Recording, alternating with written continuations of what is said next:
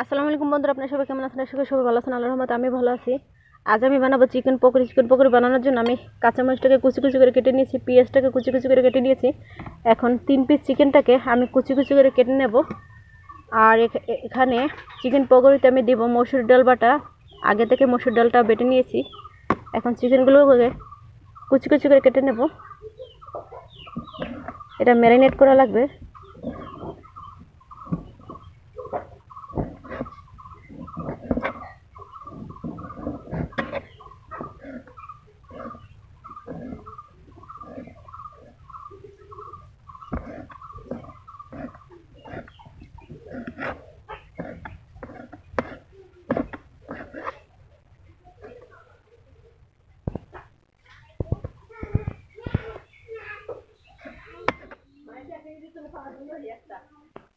চিকেনটাকে আমি ছোট ছোট করে কুচি কুচি করে কেটে নিচ্ছি।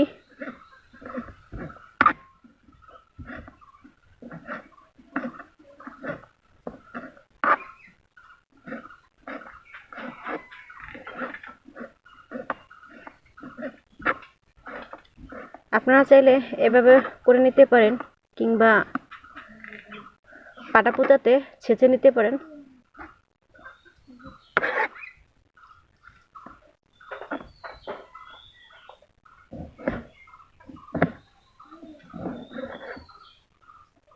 আপনাদের কাছে যদি এই রেসিপিটি ভালো লেগে থাকে তাহলে কমেন্ট করে জানাবেন। আর চাইলে আপনারা বানিয়ে নিতে পারেন খুব সহজে, অল্প সময় অল্প খরচে চিকেন পকোড়ি। খুবই মজাদার একটি রেসিপি।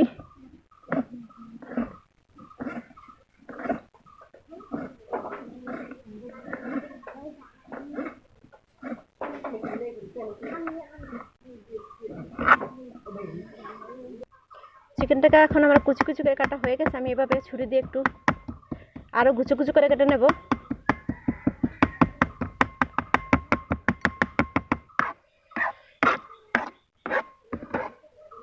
এখন এটা ম্যারিনেট করার জন্য আমার লাগবে এক টুকরো লেবু,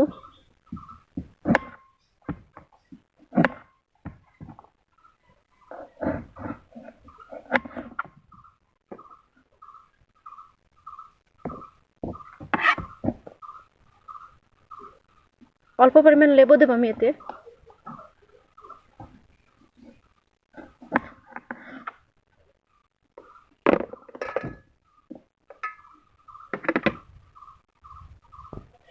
চিকেনটাকে আমি এখন উঠিয়ে নিব।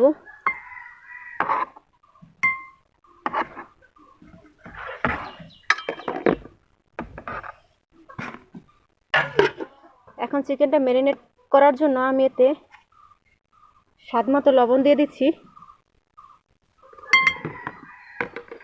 লেবুটাকে আমি চুকিয়ে দিয়ে দিব।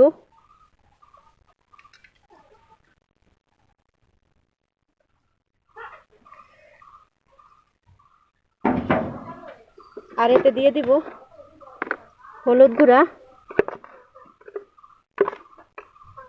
সামান্য পরিমাণ হলুদ গুঁড়া দিয়ে দিচ্ছি, সামান্য পরিমাণ মরিচের গুঁড়া।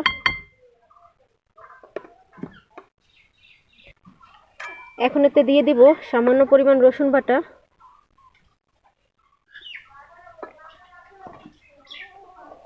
দিয়ে দিচ্ছি সামান্য পরিমাণ পেঁয়াজ বাটা।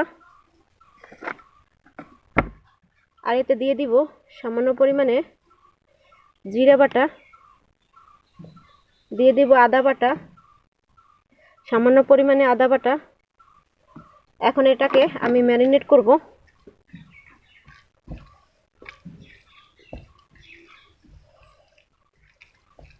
ম্যারিনেট করে আমি 10 মিনিটের মতো রেখে দিব নর্মাল টেম্পারেচারে। 10 মিনিট পর এর মধ্যে আমি দিয়ে দিব মসুর ডাল বাটাটা।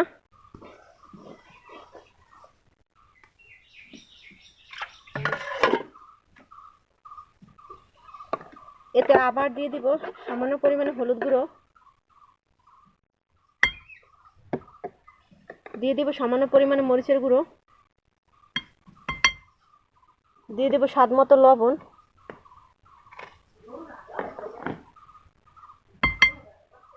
এখন এটাকে আমি মাখিয়ে নিব। পকোড়ির জন্য।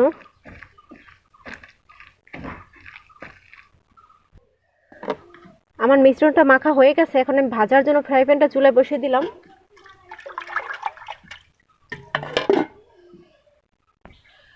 চুলায় ফ্রাই প্যানটা বসিয়ে দিয়েছি জালটা ধরানোর জন্য।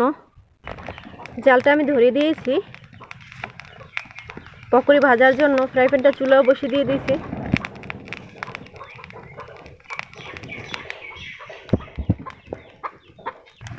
ফ্রাই প্যানটা গরম হয়ে গেছে, এখন দিয়ে দিব তেল।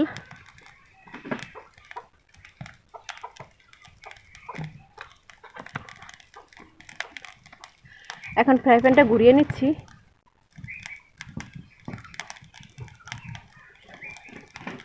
তেলটা গরম হয়ে গেলে দিয়ে দিবে এর মধ্যে পকোড়িগুলো। ফ্রাই প্যানটা গরম হয়ে গেছে, এখন আমি অল্প অল্প ছোট ছোট পিস করে পকোড়িগুলো দিয়ে দিব।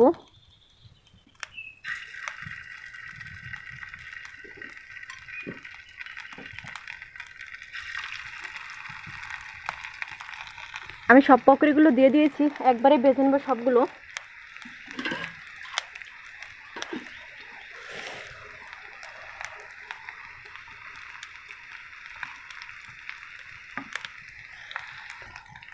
গরম তেলের মধ্যে কি সুন্দর করে টকবক টকবক করে আমার পকোড়িগুলো হয়ে যাচ্ছে। এখন আমি উল্টে নিচ্ছি।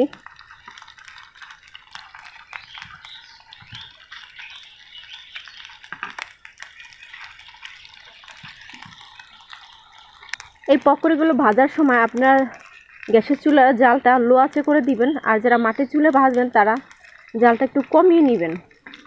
তা না হলে চিকেনটা যে দিয়েছে সে চিকেনটা ভালোভাবে হবে না। অল্প সময় অল্প খরচে বানিয়ে নিতে পারেন সুন্দর এই রেসিপিটি। অনেক মজাদার এই চিকেন পকোড়ি খেতে কিন্তু মজাদার হয়। চিকেন